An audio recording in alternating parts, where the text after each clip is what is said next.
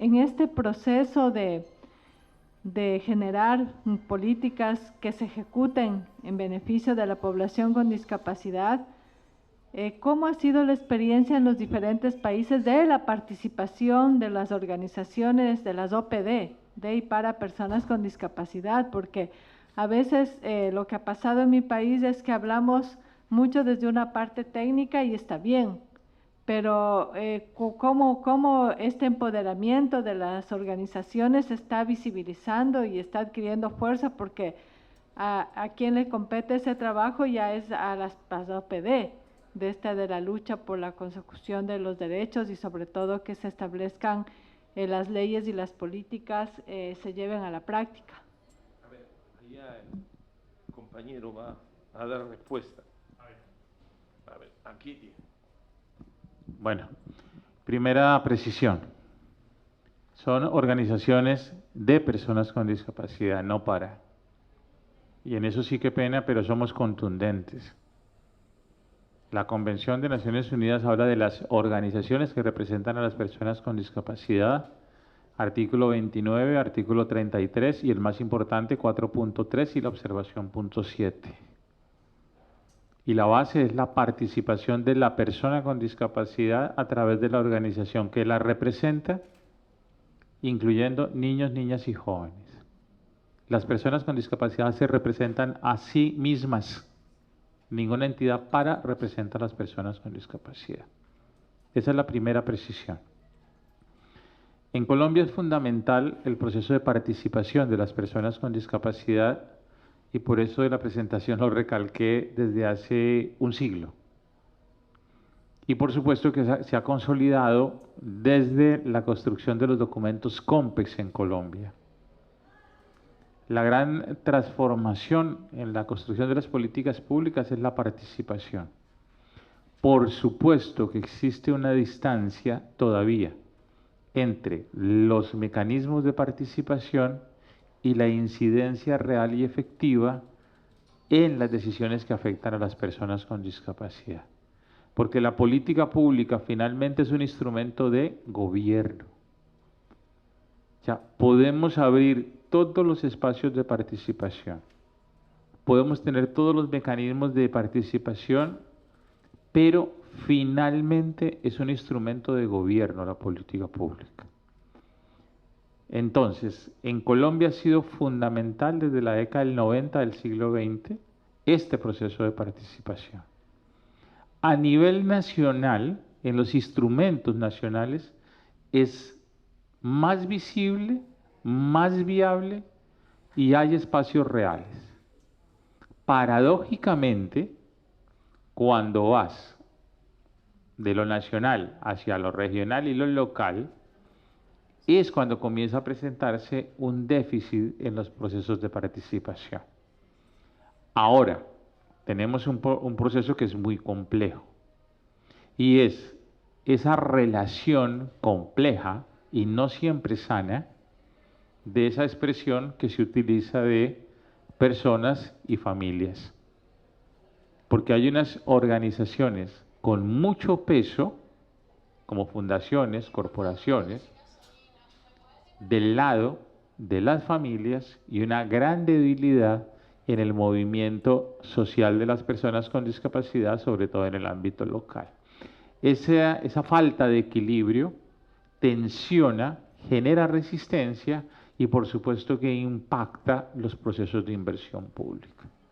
Pero en Colombia ha sido fundamental la participación de la sociedad civil, entendiendo que cuando hablamos de sociedad civil es tan complejo el mapa, tan extenso y hay tanta diversidad incluida en esta expresión, que en el sector de discapacidad nos ceñimos a lo que señala la CDPD, artículo 4, numeral 3.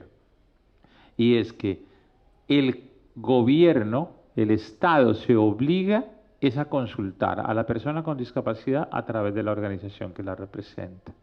Y esta es la base de la transformación social, política y económica en todos los ámbitos de población vulnerable, inclusive en todo el tema asociado no únicamente de la discapacidad, sino los procesos de transformación, por ejemplo, en lo que tiene que ver con prevención de desastres, es fundamental y base la participación de la comunidad.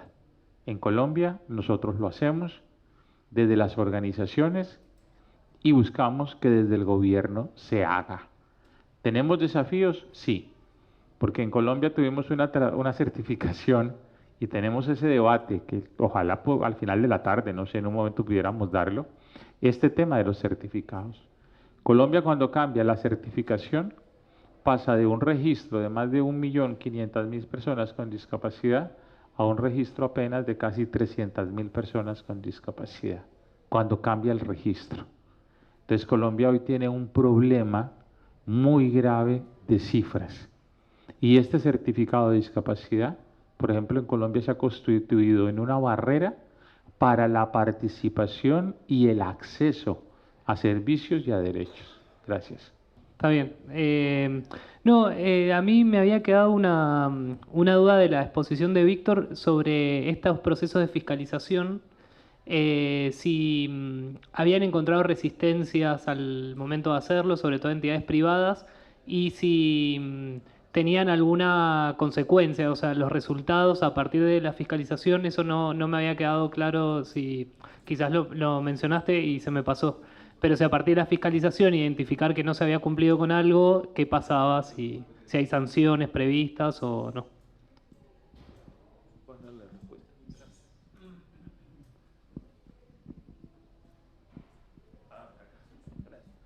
Muchas gracias, Eduardo, por la pregunta. Sí, es que les dije que iba a ser un poco desordenado, pero bueno. Efectivamente, la ley de la persona con discapacidad, la ley 29973, tiene un artículo, el 80, donde dice que el incumplimiento o la vulneración de las infracciones se sanciona. Y ahí tenemos 3 niveles. Infracciones leves, graves y moderadas. Y la sanción para la entidad, ahí es importante remarcar, la sanción es para la entidad pública o privada que infringe. Y puede ir, se mide en términos de unidades impositivas tributarias. La unidad impositiva en el Perú hoy está en 4.950. Seguro que para el próximo año va a subir a 5.000, que son aproximadamente $1.500. Entonces, dependiendo de la gravedad de la infracción, nosotros, previo proceso sancionador, donde la entidad tiene la oportunidad de presentar descargos, pruebas y todo, imponemos una sanción que va desde los 5 hasta los 20 UITs, dependiendo, y cuando hay reincidencia también se incrementa esta sanción. Lo importante ahí tener en cuenta que son 24 o 25 las conductas sancionables, no es toda la ley. No, o sea, porque, claro, por el principio de tipicidad, y esto los abogados lo manejamos, ¿no? Lo que no está considerado como una infracción no se sanciona. ¿Es una obligación? Sí, pero no se puede sancionar. A lo mucho la fiscalizas, levantas información, le haces recomendaciones y nada. Eso, digamos, todavía es una falta de completar la norma para ir incrementando. Ahora, no es que busquemos la política del castigo o de la sanción per se.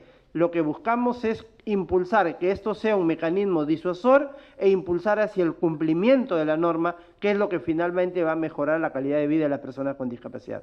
Y un poquito para también aprovechar, robarles unos segundos para responder a lo que Miriam pregunta, la participación de las organizaciones de las personas con discapacidad ha sido fundamental en la construcción de la convención, ha sido fundamental en la construcción en el Perú de la política nacional multisectorial. Por primera vez, en el marco de la ley y de la convención, se logró hacer la consulta a muchísimas organizaciones al interior del país, incluso a las comunidades quechua, aymara, que en otras situaciones nunca se había consultado. Entonces, pero tampoco es que estemos felices con todo ello, porque si bien es cierto, es un logro muy importante, todavía tenemos gruesas debilidades de las propias organizaciones que le falta el apoyo del Estado y que está en la Convención para estar fortalecidas, para funcionar como tal y ejercer una adecuada y eficaz representación de las personas con discapacidad. Eso es un problema técnico, jurídico, político y también de formación y educación de los propios integrantes y sus representantes en el contexto ya de la dinámica en sí de las organizaciones. Pero por lo menos estamos tratando de que se fortalezcan y que avancen en ese camino. Gracias. Listo. Gracias. A mí, acá hay otra pregunta. No. Sí. ¿Aló? Sí, yo lo pedí al empezar prácticamente la red de preguntas. Bien, la pregunta era para nuestro amigo Edmundo Santiago de Argentina, en el tema que me ha causado un poco de sorpresa, ¿no? De verdad, los felicito, pero me gustaría saber cómo es que ustedes han hecho la evaluación para que las personas sean beneficiarias de la pensión, puesto que dice de que no impide que reciba la pensión si esta persona con discapacidad tiene algún bien, ¿no? Porque, bueno, en el caso de nosotros, eso implica automáticamente que no califique, ¿no? Por un tema presupuestal que se entiende que este programa está más, digamos, priorizado para las personas de extrema pobreza, el que no tiene nada. En cambio, en ustedes no es un requisito. ¿Cómo hacen esa evaluación para ver que esa persona califique? Gracias. Sí, en principio es un requisito que se eliminó, así que cualquier persona debería calificar. La Agencia Nacional de Discapacidad, que es quien regula y saca estos nuevos decretos o modifica los requisitos, es la que establece las condiciones de vulnerabilidad. Y justamente eliminó esos requisitos y hoy una persona que tiene un bien, ya sea que viva en él o que no viva en él, pero que esté a su nombre, no tendría eso que ser un impedimento para acceder a la pensión. Un bien inmueble, una casa, o también puede ser un automóvil u otro bien. Y por otro lado, la condición de vulnerabilidad también se estableció a partir de los 3 salarios mínimos vitales y móviles. En el caso de niños, niñas y adolescentes, por ejemplo, que es el único que se mantiene en donde el requisito de que haya personas obligadas a prestar alimentos a esa persona, en este caso esa persona o niño con discapacidad. Si el grupo familiar no supera los 3 salarios mínimos vitales y móviles, es decir, no solo uno, sino la suma de 3, igualmente, o sea, tiene derecho a acceder a la pensión. Recién si supera esos 3 salarios, que igualmente con el nivel de inflación que hoy tenemos en Argentina y la falta de actualización periódica, no es que estamos hablando de personas que tienen un alto poder adquisitivo, pero sí es cierto que en Argentina no necesariamente son personas en situación de pobreza las que reciben la pensión. Por el contrario, hay personas que tienen ingresos, sus familias, y reciben la pensión y no es un problema. Es decir, que no surge la incompatibilidad porque aunque el registro tenga un auto, un bien, recibe igualmente la pensión. Pero bueno, eso se debatió mucho judicialmente también. La herramienta del litigio para cuestionar esos requisitos que parecían inconstitucionales, sobre todo porque, perdón, ya termino, introducen 2 conceptos, y es la desigualdad que hay en los gastos que una persona con discapacidad tiene extra y que debería cubrir el Estado, y también lo que sale más caro, los servicios que todas las personas accedemos, pero que a las personas con discapacidad también les salen más caros, como puede ser un seguro de salud, también son herramientas que sirvieron para argumentar que debían igualmente cobrar la pensión, porque ya había una obligación estatal de cubrir ciertos gastos sin importar la condición económica o situación de la persona. Gracias. Todavía hay 2 personas que han levantado la mano y que quieren hacer preguntas. Pero yo quisiera hacer un comentario a propósito de la respuesta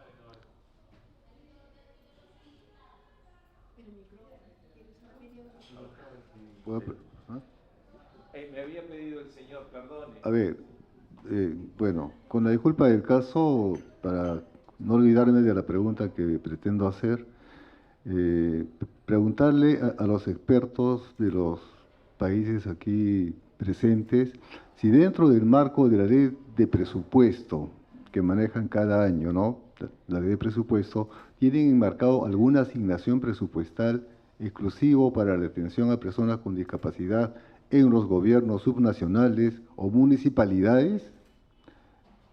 Eso para ver también en qué sentido el Estado se interesa, ¿no?, de manera efectiva con una asignación de recursos, porque de lo contrario, obviamente, habría una fragilidad y una débil participación del Estado en la atención de las demandas de las personas con discapacidad.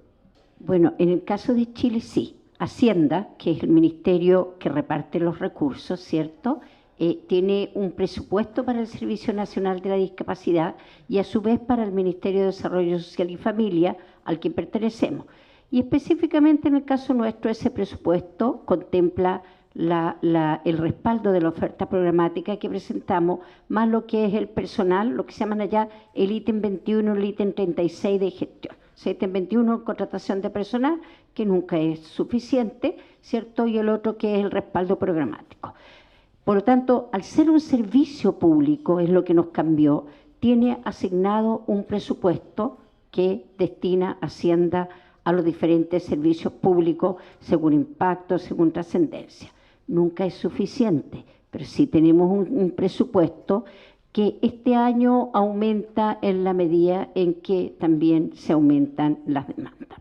Aparte de eso, hay un presupuesto por regiones. Ese es el presupuesto nacional, ¿cierto? Y que ellos distribuyen. Pero aparte de eso, existe algo en Chile que se llama Fondo Nacional de Desarrollo Regional. Y este fondo lo administran los gobiernos regionales. Los gobiernos regionales asignan un presupuesto complementario a los servicios públicos mediante participación en concursos o programas o proyectos. Si tu proyecto es bueno y tú lo relacionas, ese se puede permanecer en el tiempo considerable. Pero el presupuesto estable lo destina Hacienda. Eso. Gracias. Todavía tenemos una persona que había solicitado la palabra. A ver. Buenas tardes. Claudia Rentería, de la región Piura, de la Oficina Regional de Atención a las Personas con Discapacidad. Quería comentar lo que dijo nuestro experto de Argentina y que en realidad, entre otras cosas, fue lo que he leído de su legislación hace unos 5 o 6 años y que me pareció muy bueno. ¿Por qué? Porque como los que pueden ver, yo tengo una multidiscapacidad muy severa. He sido parte del proyecto que ha presentado su informe hace unos días sobre los problemas que tienen las personas con discapacidades severas, los gastos adicionales que tenemos todas las personas con discapacidad severa, y es algo que aquí en el Perú aún no entiende, ¿no? Y que le pasa a personas con diferentes tipos de discapacidades, no solo la mía, que tengo una distrofia muscular progresiva tipo Duchenne, ¿no? Y que está más de 99%, ¿no? Entonces, si bien es cierto, se han dado diferentes normas sobre accesibilidad, ajustes razonables, pero todos somos conscientes a nivel mundial y peor, aquí está Víctor Hugo, que me conoce hace años, a nivel nacional y peor a nivel regional y nivel local, peor en provincias, ¿no? Que no hay accesibilidad y tenemos miles de barreras y también actitudinales. Entonces, empezando, aunque tengamos la mayor profesión, y lo que hemos tenido que hacer, sube socorro, por favor, por ejemplo, Víctor Hugo y yo, es sobre esforzarnos en calificarnos. Por ejemplo, yo tengo maestría, doctorado, 19 diplomados, y etcétera, etcétera, porque cuando salí de la universidad, en primer lugar, y fui a llevar mis casos, era como si uno le estuviese rogando, no al Estado, en este caso a la Corte Superior, que no querían bajarme los expedientes para que yo pueda leerlos, y ellos eran los que no tenían el ascensor y que tenía que ir a leer el expediente a 4º piso. ¿Y qué tuve que hacer? Denunciar a la Corte desde desde que tengo uso de razón, 6 o 7 años, he tenido que denunciar a todo el mundo para exigir mis derechos. Entonces, a mí no me parece que las personas con discapacidad tengamos que convertirnos en superhéroes para tener derechos, ¿no? Por ejemplo, aquí han tenido que buscar un hotel que tenga accesibilidad para que yo pueda venir, ¿no? Y ha sido de yo misma ayudarles a buscar los hoteles que decían que estaban adaptados para personas con movilidad reducida. Y cuando venían a verlos, no era la verdad, era lo que las personas sin discapacidad creen. Y un ejemplo vivo, cuando estaba en Piura, hace unos 8, 10 años, tomó un taxi, ¿no? Estaba tomando un taxi. En ese tiempo cobraban 4 o 5 soles, ¿no? Para llevarnos, ¿no? Entonces, y la pregunta clásica que hace quien me acompaña es, ¿la puede llevar a tal sitio? ¿Cuánto cobra? ¿No? ¿La puede ayudar a pasar? Porque acá no hay carros que te lleven accesible. Si hay acá en Lima, pero también pregunté la tarifa y te cobran el doble, ¿no? Entonces, ¿qué me dijo en ese tiempo? Que eran 4 soles, ya que me cobraba 15 soles. Entonces, la persona que me asistía, que está aquí, que Socorro, me dijo, no, que cómo vos te cobrar, que solo por ayudar a pasar. No, y dijo, no, pues así cobro, si no, no la llevo. Pasaron unos años y esto es una anécdota real, ¿no? Y no sé si habrá sido la justicia divina, el karma, como le quieran llamar ustedes, ¿ya? Pero pasaron unos años y también tomaron un taxi, ¿no? Me preguntaron y dijo la tarifa normal y me ayudó a pasar como ningún otro chofer, ¿no? Y cuando yo estaba adentro, me dijo, señorita, ¿usted no se acuerda de mí? Y yo le digo, es que la verdad como yo ando y voy por aquí, por allá, no me acuerdo. Yo soy ese señor que hace unos años no la quise llevar y le estaba cobrando de más y seguramente su asistente o usted me mandaron la maldición gitana, pero en la otra cuadra yo tomé una carrera y me llevaron, en ese tiempo es como la salida de Piura, como nosotros todo tenemos cerca, es como ir de aquí a Callao, la salida de Piura donde estaba las universidades que estaban construyendo, ¿no?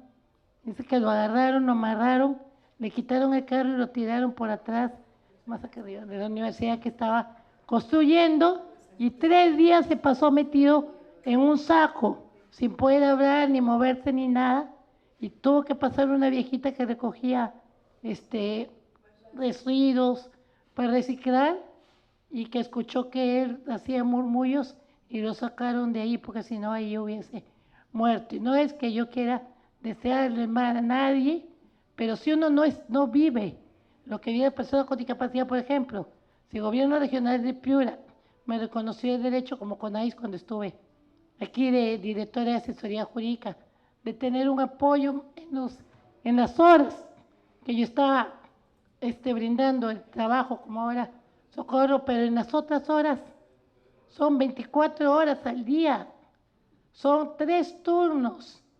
¿Cuánto quieren ahora los que cuidan a personas con discapacidad? No bajan en Piura de 2.500 a 3.000 soles. Y más encima los beneficios sociales que le corresponde. Navidad, fiesta patria son 16 sueldos. Nosotros ganamos así. Yo mensualmente me gasto más de 8.000 soles para tener calidad de vida. Y mi madre tiene 75 años. De una pequeña botica, ya que se le está cayendo porque hay competencia desleal. No protegen a la inversión peruana. Entonces, menos a la que tenemos personas con discapacidades. Y eso no es solo en la discapacidad, una discapacidad, sino todas las discapacidades severas. Tenemos, como han visto, han crecido las discapacidades, especialmente después del COVID. La mayoría ha crecido 20 a 30%, ¿no? Entonces, ¿qué estamos hablando? No es que Argentina nos esté dando un derecho adicional, lo que está haciendo es cumpliendo la obligación que debe tener cada Estado de dar calidad de vida a sus personas con discapacidad. Y eso es justo lo que le comentaba Víctor Hugo, no ahora. ¿Ya? Me da gusto de no haber tenido que reclamar en este hotel, sin embargo ya le encontré el pero. ¿Ya? Entonces, eso es lo malo, que nadie piensa, levanta Socorro, que algún día van a estar igual o peor que yo, que todos nos vamos a morir, no somos seres que vamos a vivir eternamente. Mañana pasado ya no estamos. ¿Y qué hicimos para las personas con discapacidad que vienen detrás? Y, como dijo mi amigo, ¿no? Aquí que está esperando que dé la palabra impaciente, más acá arriba, es las organizaciones de personas con discapacidad son las que debemos liderar, sí, más acá arriba. Yo vengo de una organización de personas con discapacidad y hasta ahora, por más que esté en el Estado, no les dejo de decir que tienen derechos, pero también hay que reconocer que hay organizaciones que no son de personas con discapacidad, pero que tienen que impulsar. Por ejemplo, felicito a Equidad porque desde que lo conocí hace más de 14 años, y a mí me dio el doctor Javier un librito chiquito que se llamaba Caja de Herramientas para Personas con Discapacidad. Él no tiene discapacidad. Sin embargo, hizo un librito chiquito, que me sirvió para yo ver como abogada cómo podía denunciar al Estado para que cumpla sus derechos para las personas con discapacidad. Y uno de los primeros que denuncié con la Federación Departamental de Personas con Discapacidad fue al gobierno regional de Piura de ese tiempo, que ya les contaré más tarde cuando me toque mi turno. Muchas gracias. Gracias. Vamos a terminar con la última intervención para irnos a almorzar acá con compañeros. Vale, voy a hacer dos comentarios rápidamente.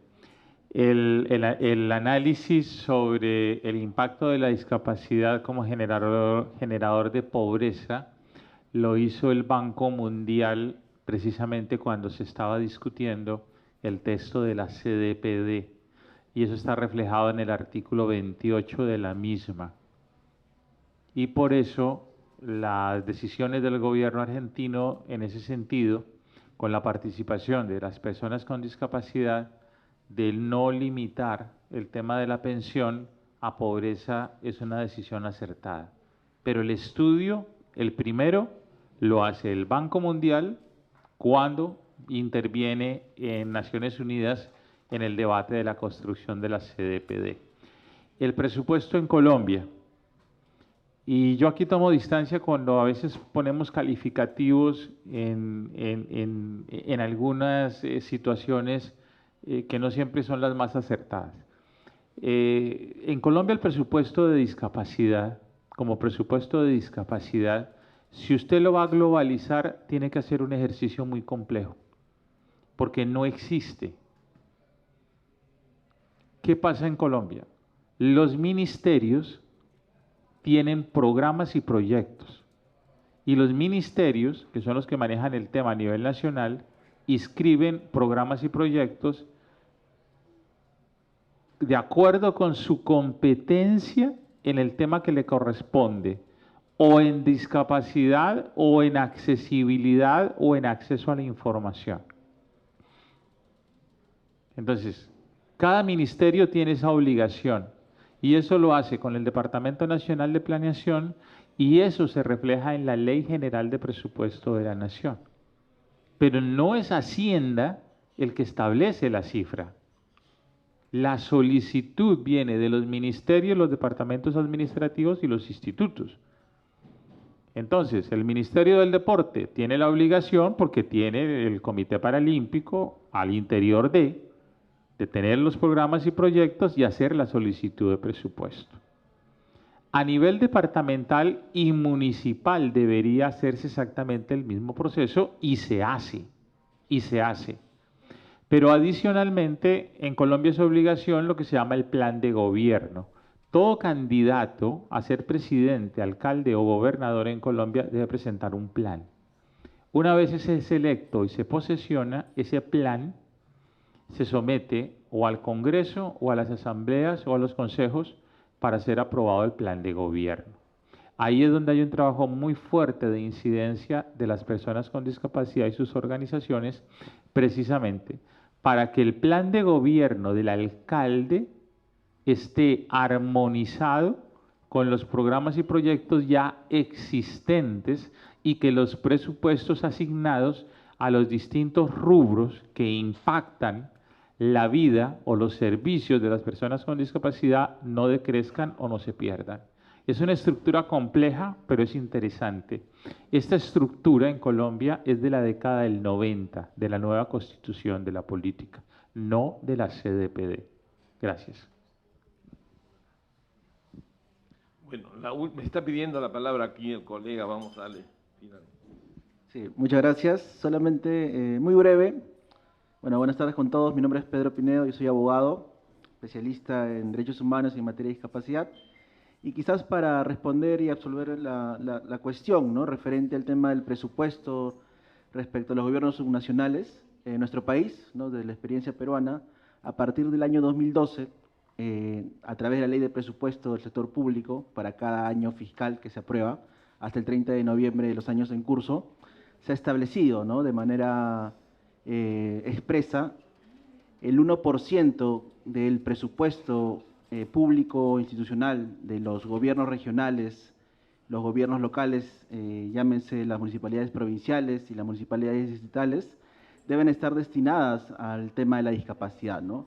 Este 1% se divide en dos aspectos fundamentales, que el 0.5% está vinculado a lo que son los gastos corrientes, es decir, los gastos operativos que requieren las OMAPETs y tanto las OREDIs para su funcionamiento respecto al tema del personal y también para la implementación de los programas, las políticas y los servicios, ¿no?, que como bien ya el doctor Víctor Hugo había especificado, es a través de la Política Nacional Multisectorial en materia de discapacidad, que hablamos de 7 objetivos prioritarios y la implementación de 31 servicios, ¿no?, vinculados a estos objetivos. Por otro lado, también está generado, ¿no?, el tema de que el otro 0.5% debe estar destinados a implementar la accesibilidad, tanto dentro de los palacios municipales, de los gobiernos regionales y también dentro de la infraestructura pública a cargo de estas entidades, ¿no? Nos habla la ley acerca de las obras que deben estar destinadas a su reparación, deben estar destinadas a su mantenimiento y a su adecuación. En tal sentido, es importante no señalar que ya han habido algunos cambios normativos e intervenciones de otras entidades, como es la Contraloría General de la República. En cuanto a la norma de presupuesto, se ha modificado y ya no es un tema optativo, porque antes se precisaba que se debía asignar y ejecutar hasta, sino que ahora se debe utilizar el 1%, ¿no? Entonces, en razón de ello, ya se vienen implementando estos presupuestos y es a partir del próximo año que la Contraloría, ¿no?, de nuestro país va a realizar un mega operativo acerca de no solamente del tema del cumplimiento, sino acerca de la calidad del gasto, ¿no?, porque evidentemente se tiene que cumplir con condiciones y requisitos mínimos para que se considere dentro del presupuesto. Solamente para compartir esa experiencia y agradecer también por sus exposiciones. Muchas gracias.